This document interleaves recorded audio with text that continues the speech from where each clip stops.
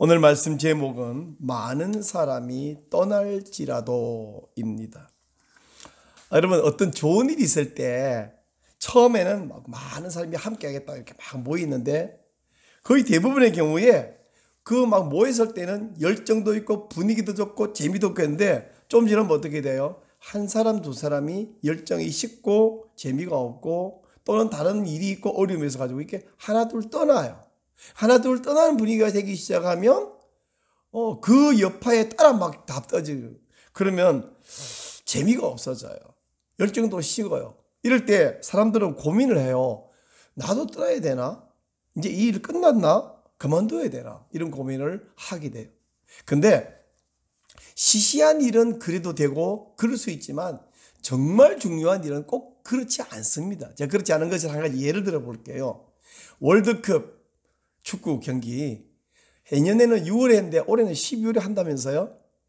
근데 월드컵 경기를 할 때 전 세계 32개 팀이 참가하잖아요. 참가하기 전에 예선전을 해서 대륙별로 우리 아시아 호주 이쪽에는 4.5장이가 하여튼 제가 그렇게 알고 있는데 하여튼 몇 팀 출전하도록 그러기 위해서 그 대륙 안에 나라들끼리 열심히 경기해서 32개 나라에 포함되는 것 자체도 굉장히 대단한 일이에요. 본선 진출 못하는 나라가 얼마나 많은데. 근데 본 게임이 딱 시작되면 처음에 이제 리그전을 하죠. 4팀씩 리그를 해서 16강이 결정돼요. 그럼 어떻게 16개의 팀이 남으면 16개 나머지 팀은 본국으로 귀국합니다. 그럼 반으로 줄었어요. 그럼 반으로 줄면 사람들이 야 이제 재미가 반쯤 줄었다 할까요? 오히려 더 이제 진짜다. 이제 16개 진짜다. 그래서 16개 재미지면 이 16강 이후부터는요. 토너먼트라 그래서 두 팀씩 싸우면 한 번 싸우는 순간 8강이 정해지면 나머지 8팀은 본국으로. 그 다음에 또 한 번 더 싸우면 4강이 정해져요. 근데 4강쯤 되면 32개 팀에서 4강이니까 8분의 1 남았나요? 이제 재미없잖아요. 야, 이제 재미 하나도 없다. 이제 월드컵 보지 말자. 그래요?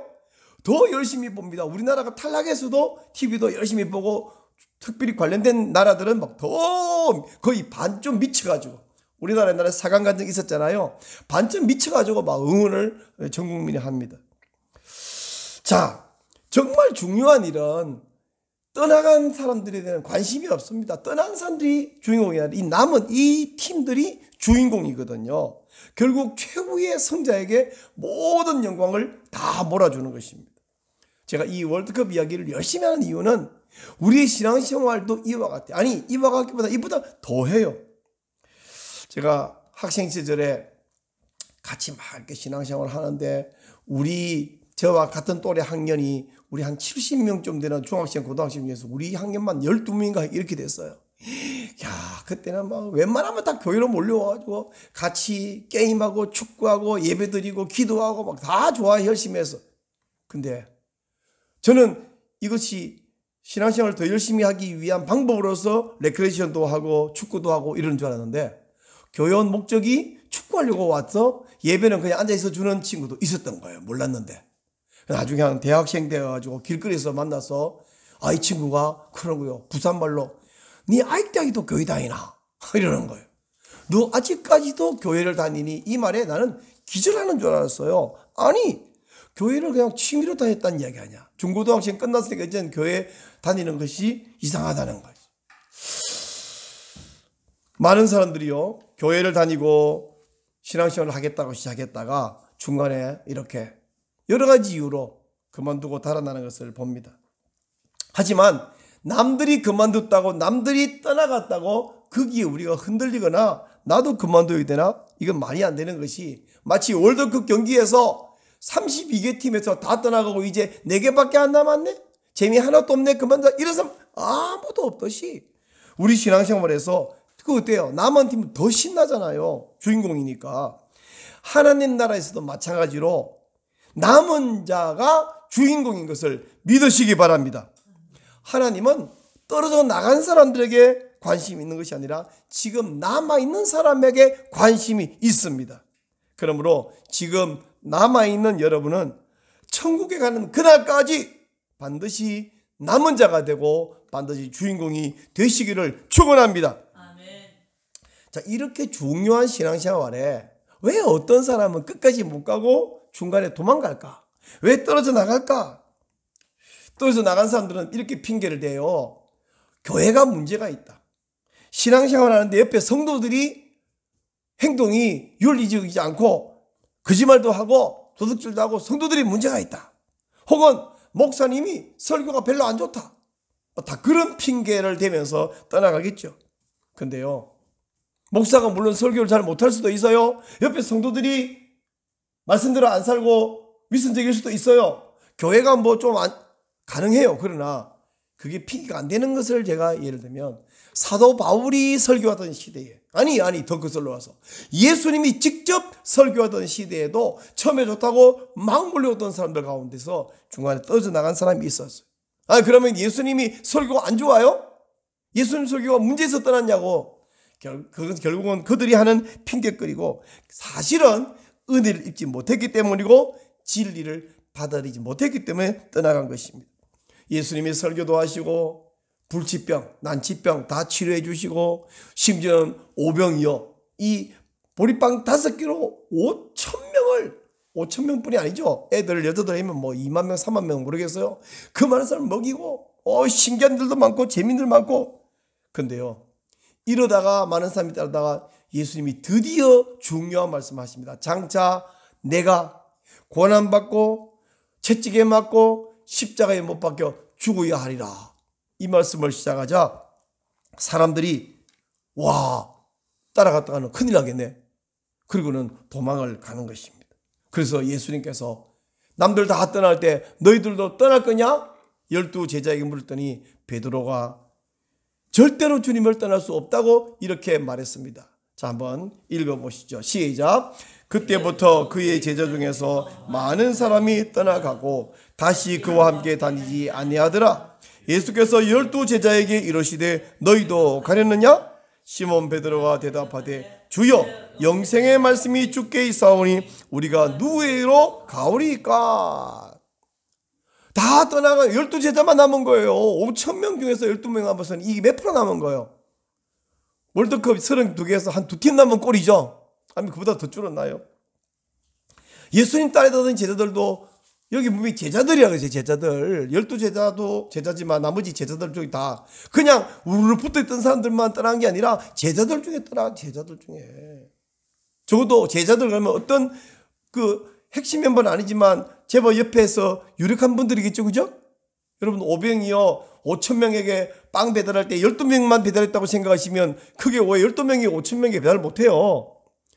이번에 사랑의 교회에서 우리 5,500명 모여가지고 식사 한번 해보면서 제가 그 생각을 해서 5,000명이 밥 먹는 게 이렇게 복잡한데 12명이 어떻게 빵 배달했을까? 아니, 한 3만 명이 어떻게 배달했을까? 아니죠. 12명만 한 게 아니라 수백 명이 배달해야 되는 것이죠. 그 사람들이 떠나간 것입니다. 자, 예수님 시대뿐 아니라 예수님이 부활하시고 승천하신 다음에 1세기에 초대교회. 우린 초대교회 그러면 언제나 이상적인 교회가 막 떠오르는데 초대교회가 이상적일 때도 있었지만 조금 지난 이유는 안 이상적이었어요. 초대교회 신자들 가운데서 신앙생활이 힘들다, 박해가 있다, 손해가 있다, 어렵다. 그러면서 예수님 공동체에서 믿음을 버리고 떠나가는 사람들이 있었어요. 그때 하나씩 둘씩 떠날 때에 그 여파를 따라서 같이 도망가는 사람이 있고 남아있는 사람들, 나만은 있지만 재미가 없다, 죽을 맛이다, 우리도 가야 되는 거 아니야? 이렇게 흔들리는 사람이 있을 때에 마태가 절대로 예수님 공동체를 떠나서는 안 되는 결정적 이야기를 해준대. 그게 뭐냐면 바로 예수님께서 천국 이야기를, 천국 비밀을 비유를 통해서, 무엇을 통해서? 비유를 통해서 말씀한 사건을 마태가 들려주는 거예요. 오늘 우리가 마태복음 13장을 보고 있는데요. 마태복음 13장의 특징은 뭐냐면 예수님이 천국을 비유를 통해서 설명했는데 비유가 총 7가지예요. 7개의 비밀인데 그 첫 번째 비유가 뭐냐면 소위 씨 뿌리는 자의 비유입니다. 그리고 이 씨 뿌린 자의 비유를 말씀하고 나서 예수님이 마지막에 무슨 말이냐면 13장 9절에 보면 귀 있는 자는 들으라 이렇게 말씀했어요. 여러분, 이 글자만 넣고 보면 참 이상한 말이잖아요. 귀 있는 자는 들으라 이런데 아니 귀 있는 자는 들으라 안 해도 다 듣고 있잖아요. 또 귀 없는 자, 이 귀는 있지만 이 청각 장애가 있는 분은 귀 있는 자 들으라 이 말을 못 들을 거 아니에요. 아니 어차피 귀 있는 사람만 듣게 돼 있고 귀 있는 사람 듣겠는데 왜 귀 있는 자는 들으라 이렇게 말하냐. 이 말을 알기 위해서 우리 대한민국에 굉장히 재밌는 말이 있는데 흔히 이런 말 있죠. 너는 왜 말귀를 못 알아듣니? 사실 그 글자를 써놓고 보면 이게 문장이 안 되는 문장이잖아. 국문학과 말귀를 못 알아듣는다 이 말이 돼요? 말귀를 못 알아듣는다 이런 말 있죠. 그 말은 이 귀에서 소리가 안 들린다가 아니라 무슨 말하는지 취지를 못 알아듣을 때 우리는 말귀를 알아듣는다 못 알아듣는다 이런 말을 썼는데 예수님이 지금 귀 있는 자는 들으라 이게 말귀를 알아들으라 하는 뜻으로 말씀하신 거예요. 자, 예수님께서 이렇게 비유 말씀하고 나서 제자들이 와서 왜 사람들에게 비유를 통해 말씀을 하십니까? 물었더니 예수님께서 저들이 듣기는 들어도 깨닫지를 못하고 보기는 보아도 보지 못하기 때문이니라 이렇게 말씀하셨어요. 그리고는 이어서 하시는 말씀이 이 일로 말미암아 이사야의 예언이 이루어졌느니라. 여러분 성경에 제가 요즘 여러분 눈치챘는지 모르겠는데 마태복음 1장부터 시작해갖고 마지막까지 이루어졌느니라 이 말씀만 지금 계속 찾아서 설교하고 있는 중이거든요. 오늘 지금 7번째예요. 근데 다른 점은 뭐냐면 다른 부분에서는 마태가 어떤 예수님이 말씀한 이 사건이 이사야 혹은 선지자 예언을 이루려 하심이라 이렇게 말하는데 이번에는 예수님이 직접 내가 이렇게 하는 이유는 선지자의 예언을 이루려 함이라고 예수님이 직접 말씀했어요. 그러면서 선지자 예언을 예수님이 직접 인용을 했는데 그 인용한 말씀이 바로 13절과 15절인데 같이 한번 읽어보겠습니다. 시작. 이사야의 예언이 그들에게 이루어졌으니 이르서되 너희가 듣기는 들어도 깨닫지 못할 것이요 보기는 보아도 알지 못하리라. 이 백성들의 마음이 완악하여져서 그 귀는 듣기에 둔하고 눈은 감았으니 이는 눈으로 보고 귀로 듣고 마음으로 깨달아 돌이켜 내게 고침을 받을까 두려워함이라 하였느니라. 근데 여러분 잘 생각해 보세요. 이 말이 이해가 되나요? 이 말 저는 오랫동안 고민했습니다. 도대체 이게 무슨 말씀일까? 아니 이 말의 마지막을 보세요. 너희가 귀로 듣고 마음으로 깨달아 돌이켜 내게 고침을 받을까 두려워함이라. 이게 무슨 말이에요? 아니 예수님이 기껏 설교를 해놓고 그들이 깨달을까 봐 두렵다니 이 무슨 의미인가?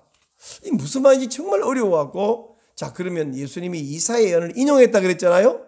그럼 이사야는 뭐라고 말했길래 어떤 분위기에서 뭐라고 말했길래 이 말을 인용하면서 이렇게 말하나. 예수님 말이 잘 이해가 안 돼서 이사야 예언을 한번 찾아가 보기로 했어요. 자, 같이 이사야 6장을 좀 보는데요. 우선 예수님 인용한 그 아까 마태복음 13장에 있는 그 말씀이 이사야 6장에서 9절과 10절을 인용한 거거든요. 자, 이사야 본문을 직접 보겠습니다. 시작. 여호와께서 이르시되 가서 이 백성에게 이르기를 너희가 듣기는 들어도 깨닫지 못할 것이요 보기는 보아도 알지 못하리라 하여 이 백성의 마음을 둔하게 하며 그들의 귀가 막히고 그들의 눈이 감기게 하라. 염려하건대 그들이 눈으로 보고 귀로 듣고 마음으로 깨닫고 다시 돌아와 고침을 받을까 하노라. 어떠세요? 이 말 읽으니까 이제 예수님 말이 좀 이해되나요? 똑같잖아요. 이사야의 말이나 예수님 말이나 글자 몇 자 다른 이유는 내용 다 똑같잖아요. 결국 이걸 읽어도 이해가 안 됩니다. 자, 생각해 봅시다. 지금 이사야가 한 말이 아니고 하나님 여호와께서 하신 말씀인데 이사야 이 말이 어떤 맥락에서 나온 말인가 하면 이런 뜻이에요. 이사야 6장에 보면요. 이사야가 환상을 봅니다. 높이 들린 하나님의 보좌가 있고 그 옆에 천사가 6개 날개로 두 날개는 날고 두 날개는 얼굴을 가리고 두 날개는 발을 가리고 그리고는 거룩하다 찬양을 하는 모습이 나와요. 그것을 보고 이사야가 큰일 났다. 내가 죄인으로서 온갖 더러운 말하는 입술이 부정한 사람으로서 여호와를 보았으니 나는 이제 망하게 되었다. 죽게 생겼다. 이렇게 탄식할 때에 천사 하나가 번제단에 있는 그 숯을 들고 와서 이사야 입에 대주면서 이제 네 입이 깨끗해졌으니까 됐다. 이렇게 하시는 거예요. 자, 그 즈음에 이사야가 목소리를 듣는데 하나님 목소리가 들려요. 뭐라 그러냐면 내가 누구를 보내며 누가 우리를 위하여 가겠는고, 이렇게 하나님이 탄식을 하시는 거예요. 그 말 듣자 이사야가 바로 제가 여기 있습니다, 제가 가겠습니다, 이렇게 말을 해요. 바로 이 이사야가 제가 여기 있습니다, 제가 가겠습니다, 이 구절을, 이 성경 구절을 가지고 우리가 노래를 만들어서 이렇게 부르잖아요. 주님 내가 여기 있사오니 나를 보내소서. 나의 마음 주께 드리오니 주 받으옵소서. 주님 내가 여기 있습니다. 자, 얼마나 좋아요. 이까지는 좋았잖아요. 지금 하나님 만났죠. 자기 입술이 정결케 되었죠. 하나님 누구를 보낼 거냐 하는 목소리를 듣고 제가 여기 있습니다 나섰고, 여기까지 정말 좋잖아요. 근데 이사야가 하나님 저 여기 있어요, 저요, 저 보내주세요, 이럴 때 하나님이 오냐, 가라, 가서 이렇게 말해라. 여기가 가서 해야 할 말이 뭐냐면 너희가 듣기는 들어도 깨닫지 못하고 보기는 봐도 알지 못하리라. 가서 말해라, 이런 거예요. 더구나 10절에서는 그렇게 해서 이 백성들의 마음이 둔하게 되고 그들이 귀가 막히고 그들의 눈이 감기게 해라, 이렇게 말씀하시는 거예요. 왜 그렇게 말하냐면 그들이 눈으로 보고 귀로 듣고 마음으로 깨닫고 돌아와서 고침을 받을까 염려하기 때문이래요. 아니, 하나님이 지금 그렇게 말씀했어요. 구약 이사야서에서 하나님 말한 거나 신약에서 예수님 말한 거나 지금 같은 이야기예요. 아니, 이제 갈수록 더 오리무중, 더 이해가 안 돼요. 방금 하나님은 탄식했습니다. 내가 누구를 보낼까? 누가 우리를 위해서 가겠는가? 그래서 이사야가 예, 제가 갈게요. 그랬더니 오냐, 가거든 못 듣고 못 보게 해라. 이 집 앞뒤가 맞습니까? 정말 못 보고 못 듣고 못 깨닫게 하려면 어떻게 하면 돼요? 아무도 안 보내면 되지. 이사야가 안 가면 되지. 그들이 지금 죄악 가운데서 불순종하고 온갖 더러운 짓을 하고 근데 뜨면 못 깨닫잖아요. 못 들으면 하나님 뜻을 모르잖아요. 근데 왜 가가지고 그렇게 하라는 거니? 근데 제가 아까 말했죠, 말귀를 알아들어야 된다고. 우리는 지금 하나님 왜 이러실까 봐 고민하고 있는데 이사야는 고민을 안 해요. 왜? 하나님의 마음을 알아들어 버렸어. 하나님의 말귀를 알아들어 버렸어. 그래서 이사야가 그 다음 말이 하나님 도대체 무슨 뜻이에요? 아니 왜 그렇게 말씀하세요? 왜 제가 가서 기껏 그들을 눈을 감기게 귀를 막히게 그렇게 해야 되는데요? 이렇게 묻지 않아요. 오히려 이사야는 어떻게 묻냐면 이렇게 물어요. 하나님 언제까지 그래야 합니까? 앞에 말을 생략, 그 뭐요? 알아들었다는 거죠. 그때 하나님이 언제까지냐면 예루살렘이 다 무너져 내릴 때까지 계속 해야 된다. 왜 무너지느냐면 그들이 이사야에 가서 외치고 회개하고 책망을 하고 하나님 뜻을 전하고 그럼 백성들이 아이고 죄송합니다, 주여 용서해 주시옵소서, 그렇게 다 돌아오면 좋겠는데 요놈의 인간들이 도대체 이사야가 아무리 봐도 이 얼굴이 빤빤하고 가슴이 철판이 돼갖고 말귀를 못 알아듣고 불순종하고 오히려 이사야를 거부하고 계속 죄 지을 거예요. 언제까지? 이놈들이 유다가 망하고 예루살렘이 다 무너져 내리고 예루살렘에 있는 사람들이 다 포로로 끌려가고 성전은 무너지고 황폐하게 될 때까지 저놈들이 불순종할 거다. 그때까지 그렇게 되더라도 이사야야 너는 계속해서 외쳐라. 비록 저놈들이 말을 안 알아들을 거요, 불순종할 거요, 네 말을 거절할 거요, 나까지 거절하는데 네 말 거절 안 하겠니? 그러니까 포기가 아니라 그러나 너는 계속해서 그럴 때까지 그렇더라도 계속 외쳐야 한다. 이사야가 예 알겠습니다, 제가 할 사명이 그거라고요? 알아들었습니다. 근데 그까지만 말하면 이사야가 너무 아깝잖아요. 억울하잖아요. 속상하잖아요. 아니 그렇게 기껏해가지고 끝났는데 아무 의미도 없는데 그거 왜 해야 됩니까? 근데 마지막 말이 제일 중요한데 13절에 있는 말씀입니다. 뭐라냐면 하나님이 이렇게 말해요. 그 중에 10분의 1이 아직 남아있을지라도 이것도 황폐하게 될 것이나, 그 다음 말이 중요합니다. 밤나무와 상수리나무가 배임을 당하여도 그 그루터기는 남아있는 것 같이 거룩한 씨가 이 땅에 그루터기니라. 여러분 요 말만 딱 잘라놓으면 이게 뭔 말인가 싶은데, 나무를 베고 나면요, 시골에 안 살아보면 잘 모르는데 나는 시골 사서 너무 잘 알아요. 나무를 벨 때 이 작업하려면 뿌리에서 적어도 한 20cm 정도 높이 그걸 베잖아요. 한 3cm 높이 베요. 너무 땅에 못 베죠. 베고 나면 요만큼 남은 그 그루터기에서 옆에서 이렇게 순이 나와요. 이렇게. 그 좀 있으면 다 자라요. 밤나무, 상수리 나무가 배임을 당해도 그루터기는 남아있잖니. 바로 이 백성이 다 망하고 다 불순종하고 다 무너지고 황폐하게 될 것이라지만, 그러나 남은 자가 있다. 그 남은 자가 바로 그루터기다 라고 말씀하시는 거예요. 하나님 말씀은 이런 뜻입니다. 이사야, 내가 너를 보낸다. 너는 가서 백성들에게 열심히 외칠 거야. 외쳐야 돼. 근데 못 알아들어. 순종 안 할 거야. 결국 나라는 망할 거고 예루살렘이 무너질 거야. 그렇더라도 너는 외쳐라. 왜냐하면 다 못 알아듣고 다 불순종하고 다 망할 것 같지만 그 가운데 반드시 말귀를 알아듣는 사람이 있고 반드시 남은 자가 있을 것이기 때문이란다. 그러니까 용기를 내고 외쳐라. 누가 주인공이냐면 남은 자가 주인공이기 때문이란다. 예수님께서 이 말을 인용하면서 백성들에게 내가 비유로 천국을 말하는 이유가 그 남은 자들 때문이라는 거예요. 못 알아듣는데 알아듣는 사람 때문이라는 거예요.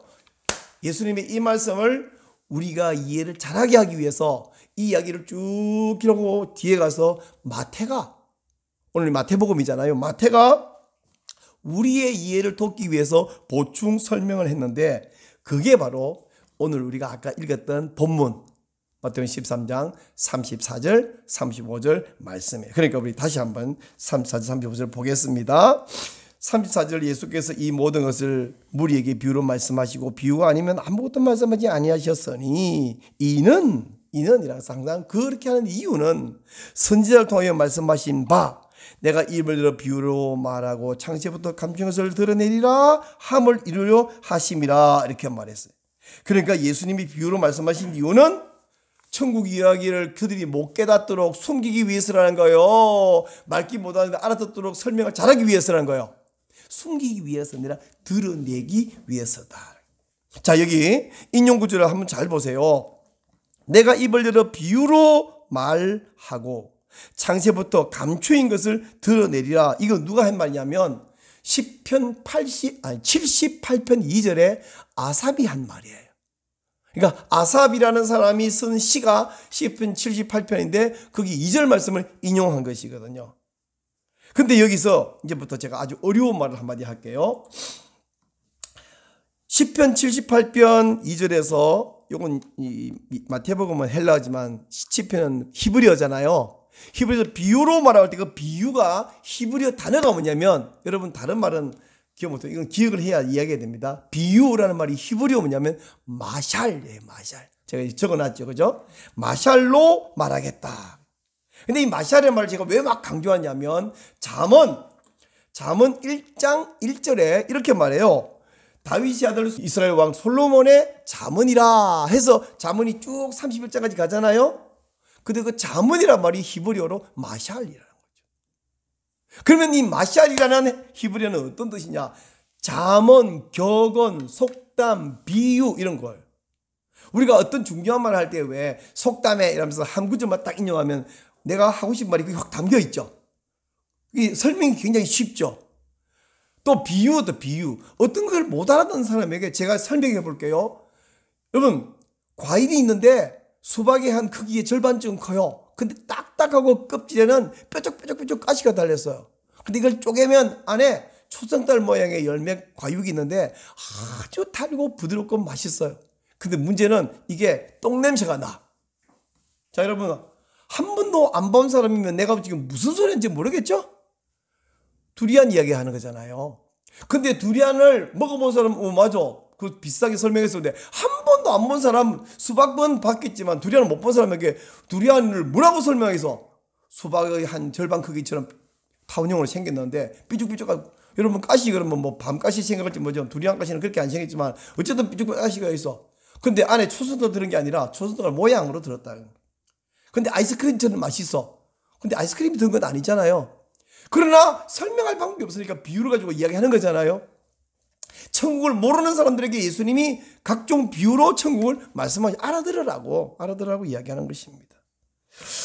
자, 여기 비유하는 것은 잠언과 같은 말이라고요. 마샬. 결국에는 지혜로운 말.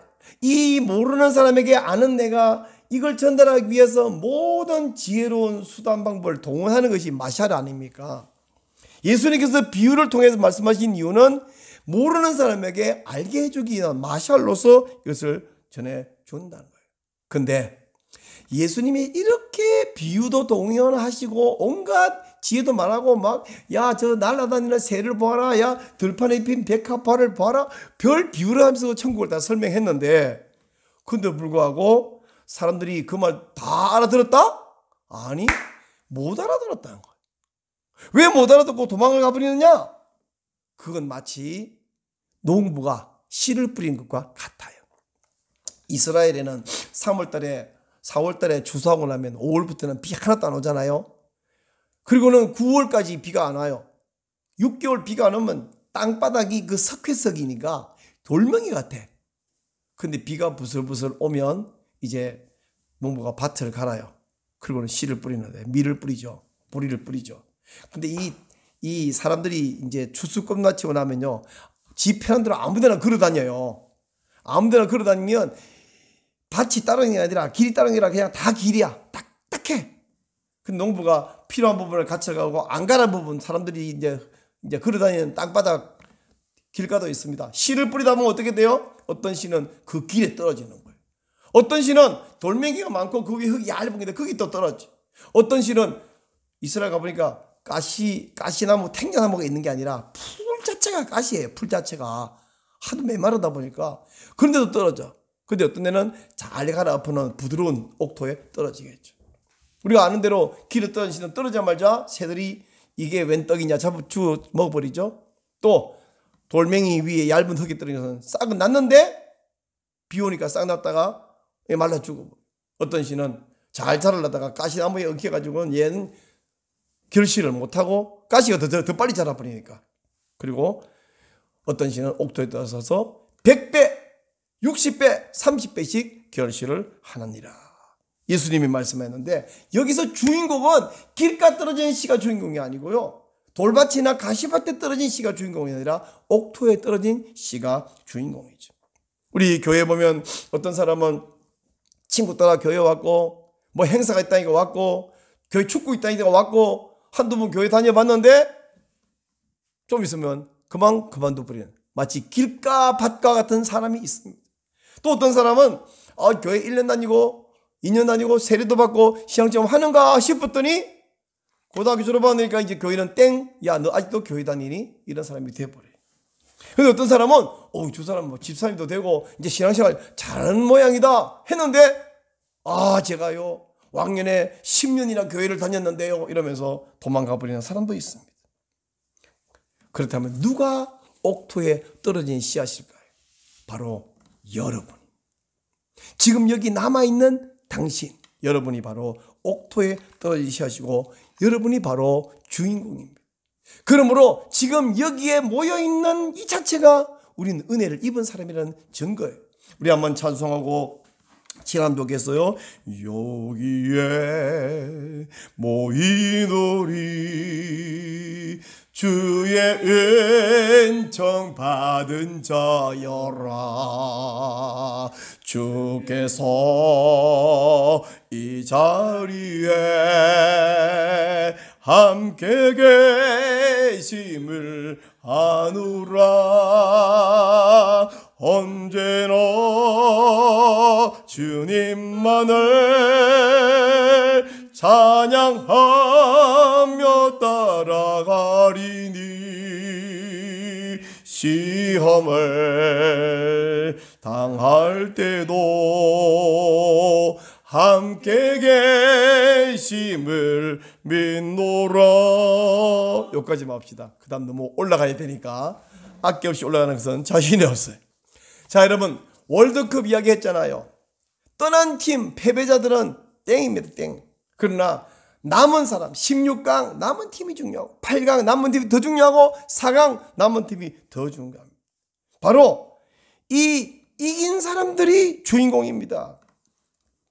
신앙생활에서 마찬가지예요. 유혹에 걸려서 유혹 전에 지 스스로 길가밭이 돼서 떠나가 버린 사람 말고, 유혹이나 박해의 어려움에 도망가 버린 사람 말고, 옥토에 떨어진 여러분들이 남은 자이고 주인공인 줄 믿으시기 바랍니다. 바로 우리는 은혜 입은 자요 하나님의 택한 사람들입니다. 그러므로 하나님께서 여러분에게 100배 열매 주시고 60배 열매 주시고 30배 열매 주실 줄로 믿습니다. 지금 옆에 있는 분에게 이렇게 말해주세요. 당신이 천국의 주인공입니다. 한 번 더 끝까지 남은 자가 되십시오.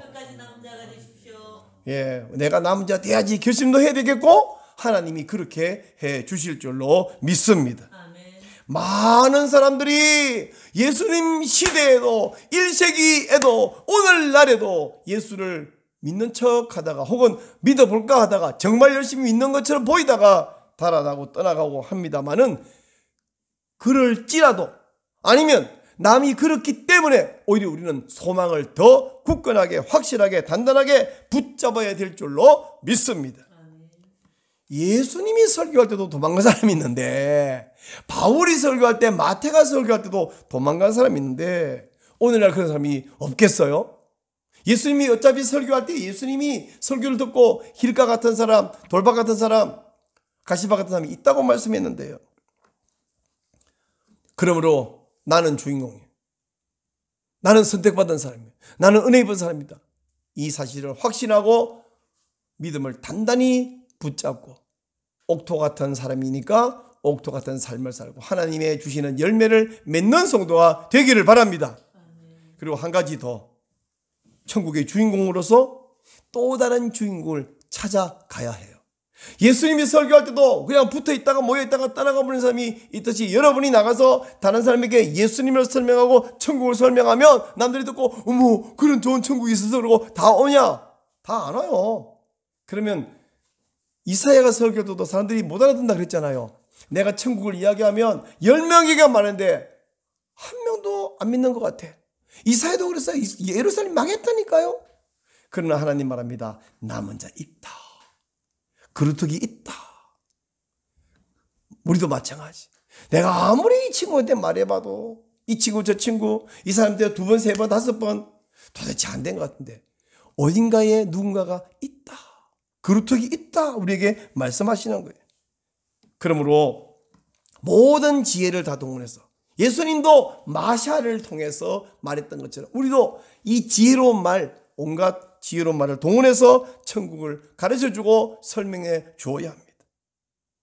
시편 120편 말합니다. 울며 씨를 뿌리는 자는 반드시 기쁨으로 단을 가지고 돌아오리로다. 추수하면 뿌려가지고 새가 물고 가버린 씨앗, 말라 죽어버린 씨앗이 아니라 남아있는 씨앗이 그것이 다 사라졌더라도 남아있는 씨앗이 100배요. 그러므로 기쁨으로 추수할 때 곡식단을 가지고 돌아올 수 있습니다. 초대교회 시절에 여러 사람들이 떠나가니까 박해 말미암아 배교하니까 사람들이 남아있는 사람들도 흔들렸습니다. 오늘날도 다른 사람이 떠나갈 때 우리는 마음이 좀 우리 교회 누구도 또 어느 집사님도 도망가고 우리 이제 교회가 영 흐지부지 되나 이거? 그런 생각이 들 수 있어요. 하지만 마태가 말합니다. 우리는 예수님을 떠날 수 없고 흔들릴 수 없습니다. 베드로도 말했어요. 영생의 말씀이 여기 계시네. 우리가 누구로 가오리까?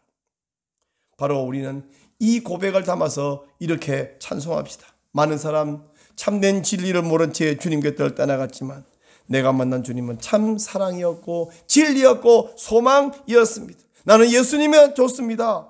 베드로 고백처럼 나는 예수님을 사랑합니다. 우리 찬송하겠습니다.